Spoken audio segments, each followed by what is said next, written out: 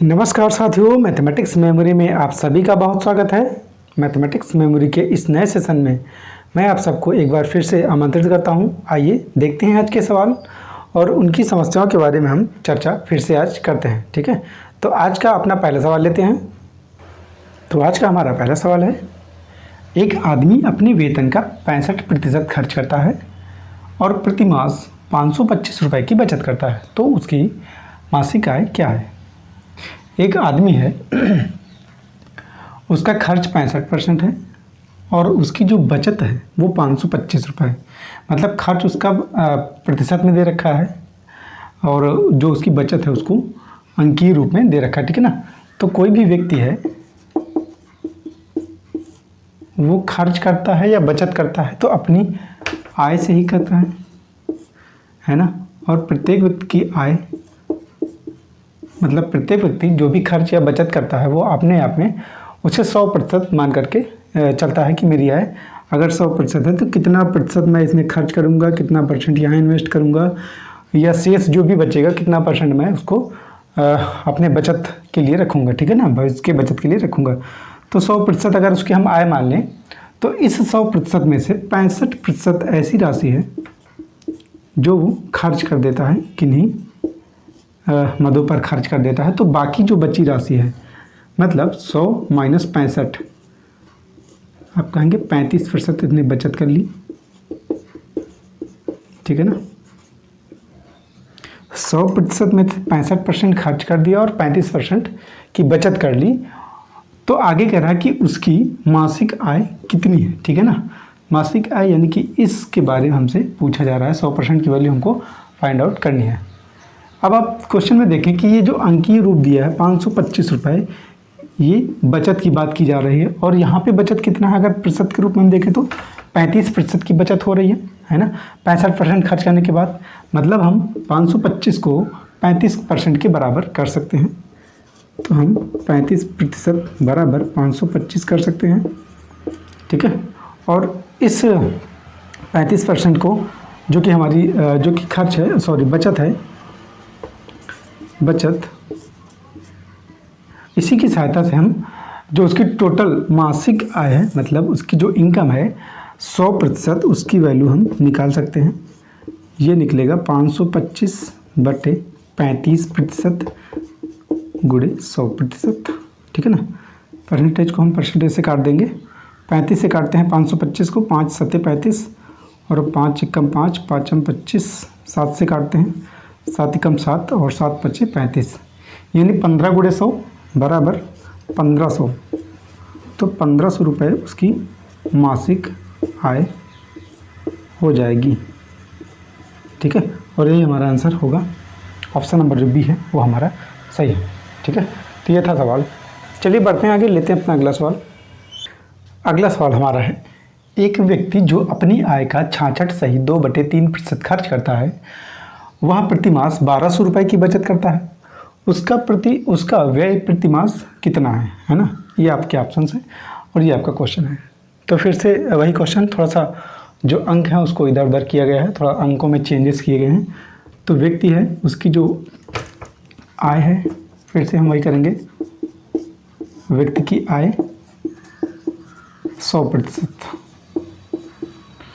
और इसमें दो चीज़ें होती हैं, एक तो खर्चे होते हैं उसके और दूसरा होता है बचत। इतनी बात समझ में आई आपको।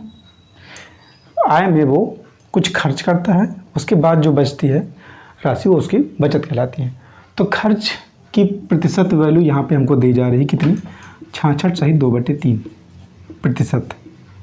ठीक है, तो बचत कितनी होगी, 100 में से इसको हम घटाएंगे, 100 माइनस 66.2/3। ठीक है ना, इसको हल करेंगे 100 माइनस, इसको लिख सकते हैं 66 + 2/3।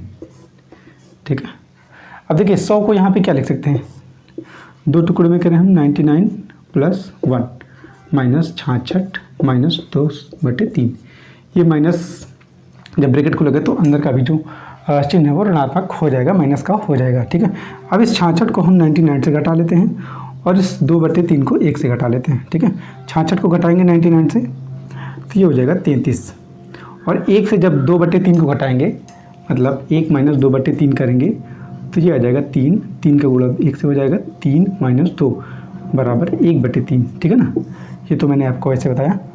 तो 33 ही आया, प्लस जो इनका मान है, इनका जो हल है होगा इन दोनों का, वो 1/3 आएगा। मतलब हम कह सकते हैं 33 सही 1/3 उसकी बचत हो जाएगी, ठीक है ना, उसकी बचत। अब आगे बढ़ते हैं। वह प्रतिमास 1200 रुपये की बचत करता है। बचत का अंकीय रूप हमें दिया जा रहा है और बचत का प्रतिशत मूल्य हमने ज्ञात किया, ठीक है ना। तो 33 सही 1/3 की जो वैल्यू है वो बराबर हो जाएगी 1200 के, ठीक है। 33 सही 1/3 की वैल्यू प्रतिशत बराबर 1200, ठीक है। तो हमसे कहा जाए कि उसका व्यय प्रतिमास कितना है, ठीक है। व्यय मतलब खर्च या हम इसी को व्यय कह सकते हैं, ठीक है ना। दोनों एक ही चीज़ है। मतलब हमको 33 सही 1/3 की वैल्यू दी जा रही है और हमसे 66 सही 2/3 की वैल्यू के बारे में बताने के लिए कहा जा रहा है, ठीक है ना। तो इसका मान 1200 के बराबर है, तो 66 सही 2/3 की वैल्यू कितने के बराबर हो जाएगी, ठीक है ना। अब थोड़ा सा यहाँ देखते हैं। इस 33 सही 1/3 को हम क्या लिख सकते हैं, 33 तियाँ 99 और एक ये 100/3। इसको क्या लिख सकते हैं 33, अभी मैंने आपको हल करके दिखाया ना यहाँ पे ये, ठीक है ना। तो इसको अगर हम पूरा हल करना चाहें इस चीज़ को, तो ये हो जाएगा 3 हर में एलसीएम हो जाएगा, ठीक है। 3 का गुणा 33 से करेंगे तो ये 99 हो जाएगा, प्लस का एक ये जो है वो जो करते हुए लिख जाएगा।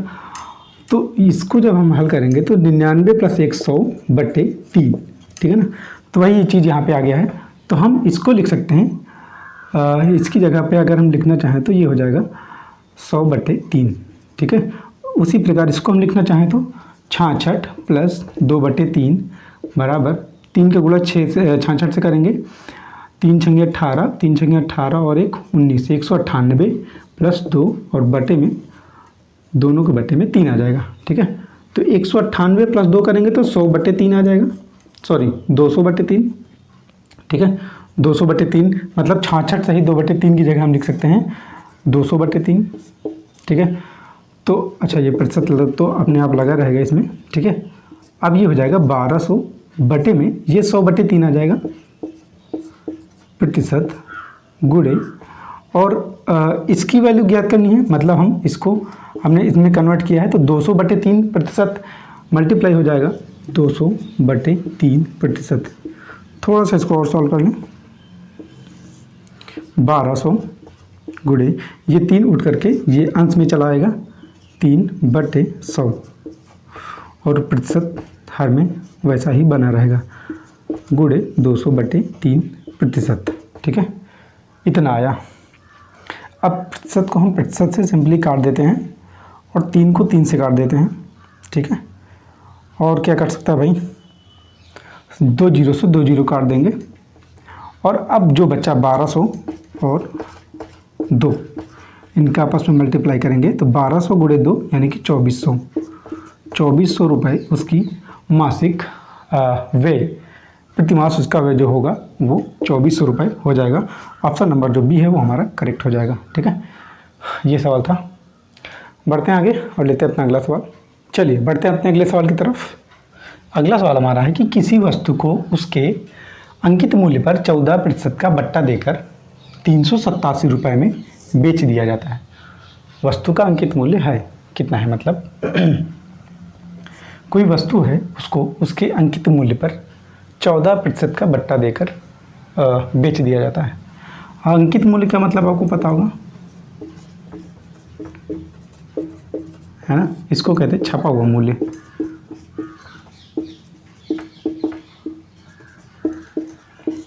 या प्रिंटेड प्राइस,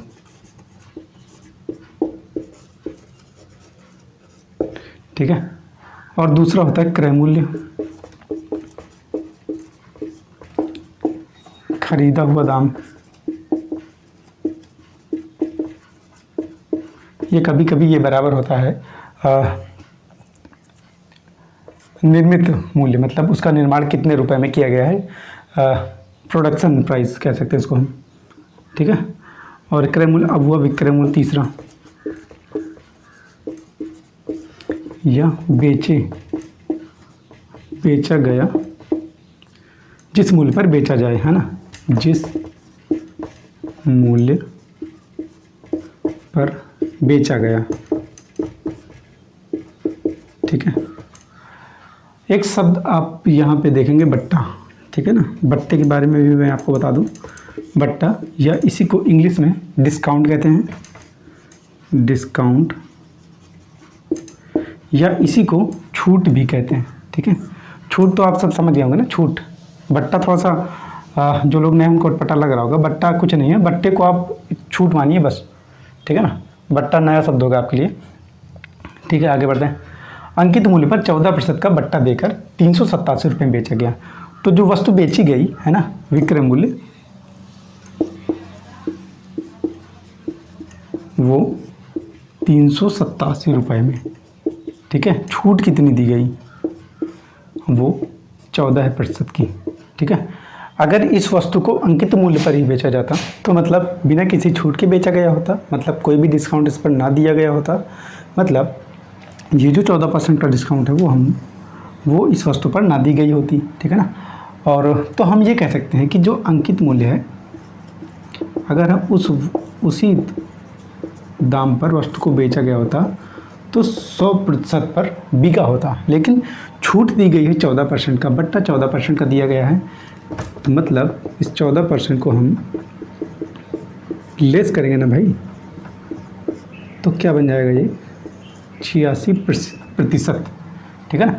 मतलब हम कह सकते हैं कि वस्तु को 86% में बेचा गया है, 100% पे ना बेच करके 86% पर बेचा गया। और इसी 86% का जो मूल्य है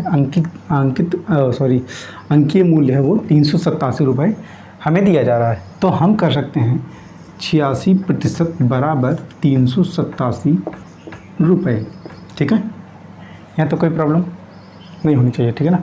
तो अंकित मूल्य 100% और इसी अंकित मूल्य की गणना हमको करनी है, मतलब 86% का प्राइस हमको दिया जा रहा है 387 रुपये और 100% की गणना हमको करनी है। ठीक है ना। तो हम कह सकते हैं 387 बटे 86 गुणे 100। ठीक है, काटते हैं तो उसे 2 से 2 चौके 8, 2 तियां 6 और ये 50। ठीक है, 43 का भाग करेंगे 387 में, 43 और 387, 3 9 27, 9 बार जाएगा, 9 त्रिक 27 और 9 चौके 36 और 2 38, ये हो जाएगा 9। ठीक है ना। तो हम कह सकते हैं कि ये 100% या अंकित मूल्य बराबर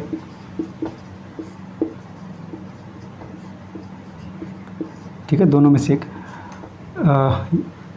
ये हो जाएगा 9 और 43 कम 43 9 बार जाएगा 387।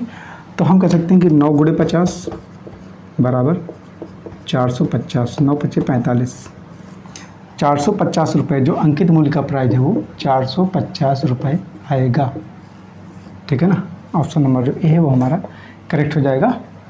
अंकित मूल्य का प्राइस हमें ज्ञात हो चुका है। ठीक है, आगे बढ़ते हैं और लेते हैं अपना अगला सवाल। अगला सवाल हमारा है कि 3 संख्याओं में 10:15:24 का अनुपात है। यदि तीनों संख्याओं का योग 98 यानी कि 98 हो तो बड़ी संख्या ज्ञात करें। हमारे पास 3 संख्याएं हैं, हम मानते हैं संख्या ए, बी और सी हैं। ठीक है, इनका अनुपात दिया जा रहा है 10, 15 और 24 का। तो लिख लेते हैं 10, 15 और 24। ठीक है, यदि तीनों संख्याओं का योग, अब इन सब का योग दिया जा रहा है, इन सब का योग दिया जा रहा है 98। ठीक है, अब ये संख्याएं एक अनुपात के रूप में दी जा रही हैं। अगर हम इनको संख्या बनाना चाहें तो हमें किसी एक चर राशि द्वारा इनमें मल्टीप्लाई किया करना पड़ेगा हमको, तब जा कर के ये संख्या के रूप में आएंगी। ठीक है, क्योंकि अनुपातों को तो हम ऐसे अनुपातों पर क्रिया हम करते नहीं हैं, जोड़ घटाओ गुणा भाग, है ना। तो इनको एक चर संख्या x से हम मल्टीप्लाई करेंगे, तब जा कर के ये तीनों जोड़ने के लिए तैयार होंगी, बराबर 98। ठीक है, अब इनको जोड़ते हैं, 10 और 15 25 और 24 49, 49x बराबर 98। तो x की वैल्यू हम निकालें 98/49, काटते हैं तो ये 2 आ जाएगा, मतलब x का जो मान है वो 2 के बराबर आया। और हमसे कहा जा रहा है कि तीनों संख्याओं में जो बड़ी संख्या है, आप यहाँ से बताइए बड़ी यही तो है 24, 15 और 10 और 24 में से बड़ा कौन होगा, 24 ही होगा। तो 24x की वैल्यू हमको फाइंड आउट करनी है, मतलब हम कह सकते हैं बड़ी संख्या बराबर 24x, और x की वैल्यू जो कि 2 मिली है, 2 रखेंगे और 24 को इससे मल्टीप्लाई कर देंगे तो ये 48 आ जाएगा। मतलब सबसे बड़ी जो संख्या है इन तीनों में वो 48 हो जाएगी। ऑप्शन नंबर जो हमारा ए है वो हमारा करेक्ट हो जाएगा। ठीक है, तो ये थे आज के सवाल। कल आपसे फिर मुलाकात होगी, तब तक के लिए नमस्कार। आप सभी का बहुत बहुत धन्यवाद।